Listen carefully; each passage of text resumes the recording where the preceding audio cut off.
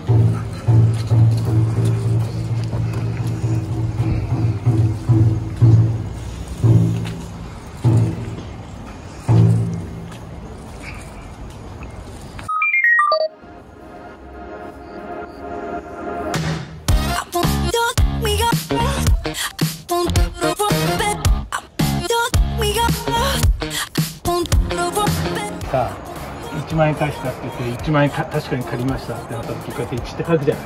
そうですね。した時に俺がさスマートにこうやってチュッチュッって3にしちゃうじゃない。ああ3って書いたじゃないかお前3万円返せよってなっちゃうでしょ。だから1はまた別のこれ3はこういう字を使って2はどっかにないから、こういうところに2はないかもしれないね。